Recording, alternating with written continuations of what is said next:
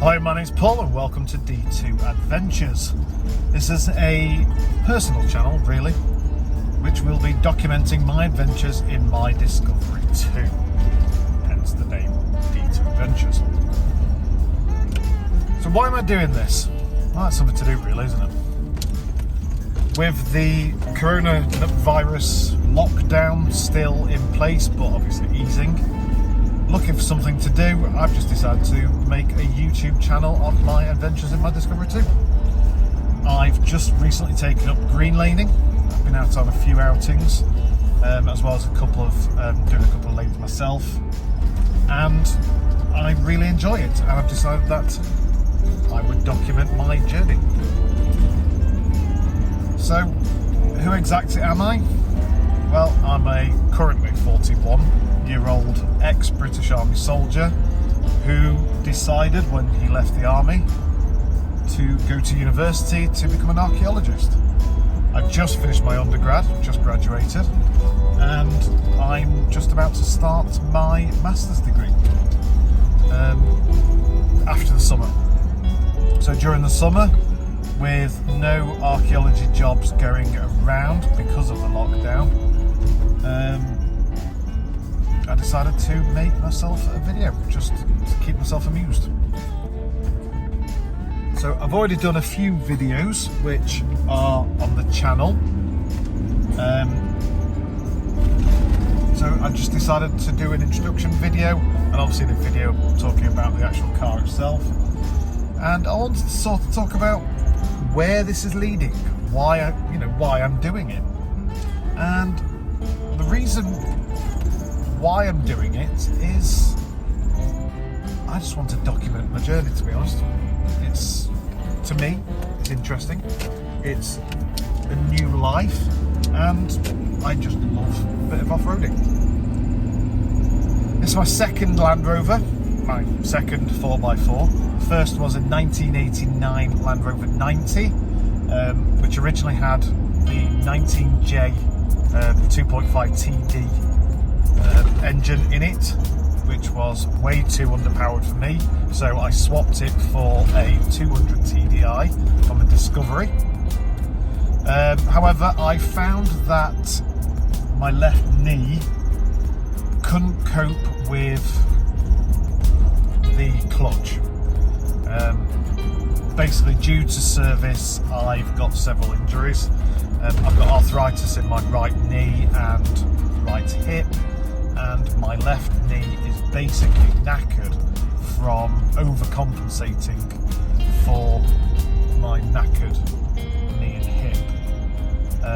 And basically the up and down motion of the clutch in the Defender was a bit too much, so I had to sell and buy an auto.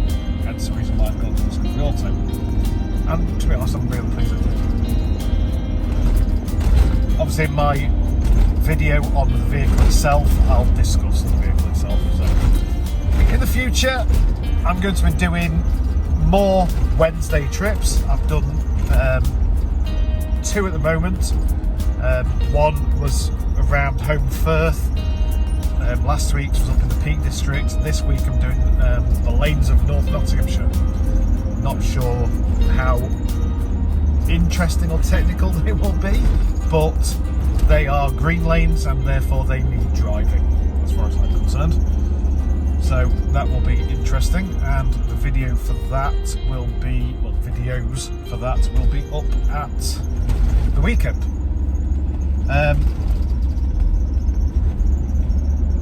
So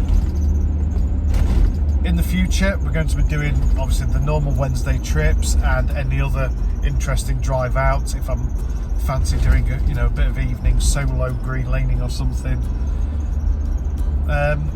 or if me and the wife want to go out, or me and the son, whatever, I'll video that and put that on.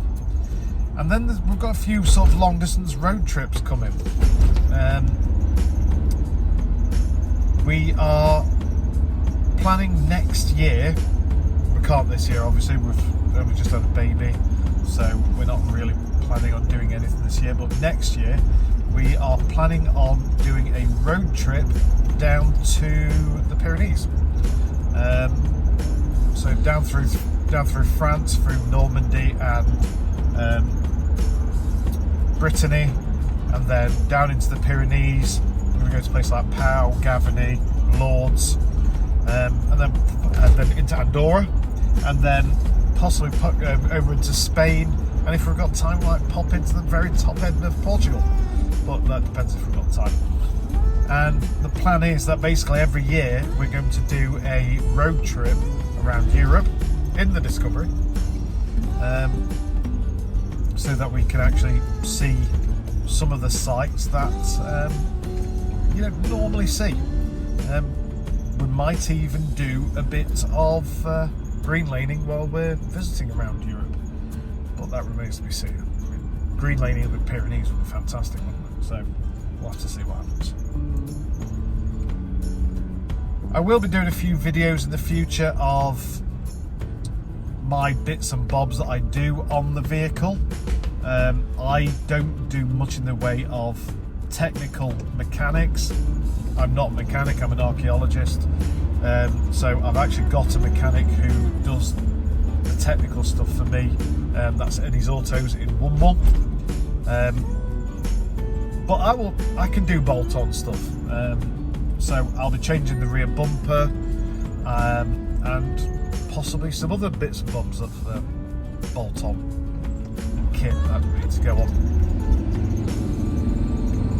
Other than that, yeah, it's just going to be doing lots of videos of green laning trips and general thoughts on life.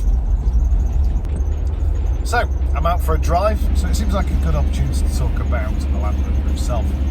It's a 2003 Land Rover Discovery 2 TD5 Auto ES. The guy who bought this from Land Rover originally had it stocked up with pretty much every extra that you can get except the sat-nav. I'm fairly happy with that, and pretty much everything works. The only thing that isn't working is the adaptive cornering enhancement.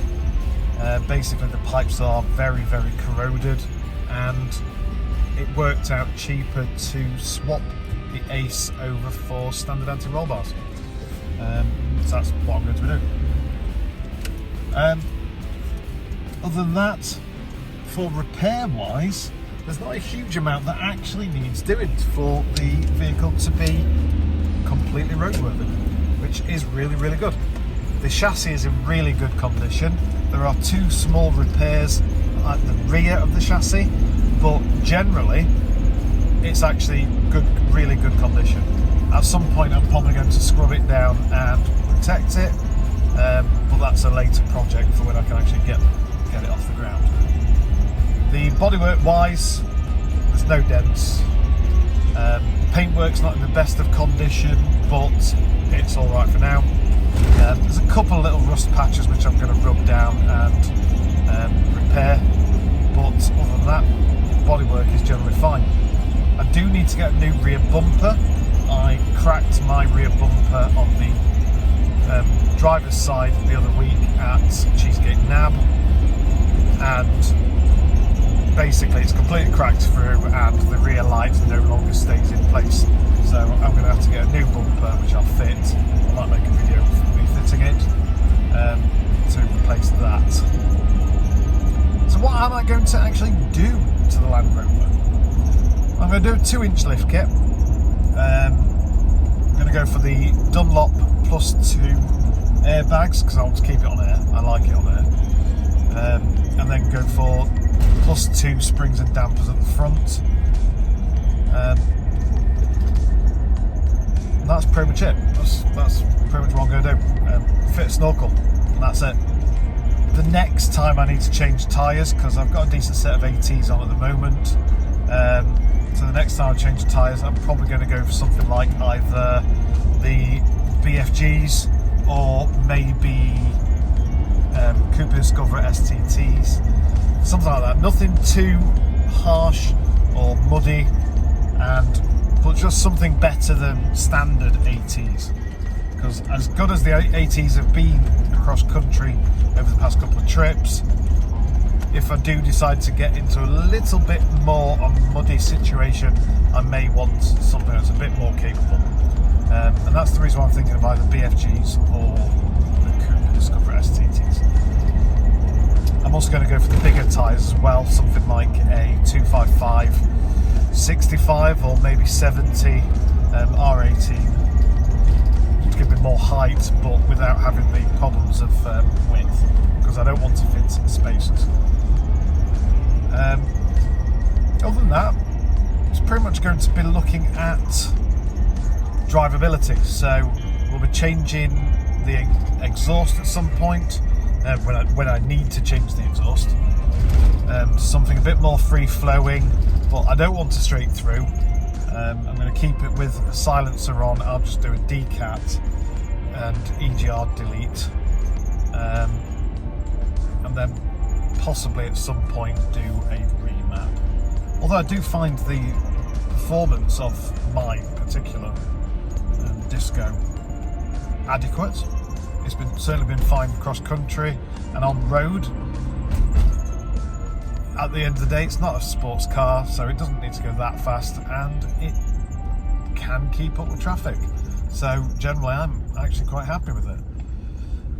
But yeah, there's no harm in having an extra couple of brake horsepower, is there? So I probably will do a remap in the future. Other than that, I'm not really going to do anything else.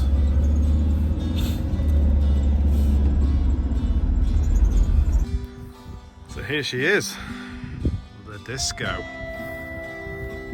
Silver, which I think is one of the nicer colours. It's very common, but hey, who cares? Yes, it's filthy. It gets used. See, it is pretty much 100% standard. A few scratches down the side from branches the other day. I fitted the rear light covers. I have got some to fit down there. That's the damage to the bumper that I did the other week, which is going to have to get fixed. Like I say, that's being held on by some black tape. That'll have to get changed. I've also noticed in my spare somehow I've got a screw. So not particularly good spare. There's also down here, you'll see, I need a new mudguard because that has completely rusted through. Other than that, condition, rust patch just there, that needs cleaning. Other than that, it's a damn good neck. Really pleased with it. Apart from wanting to fit a snorkel, there's not a lot I'm going to do to it.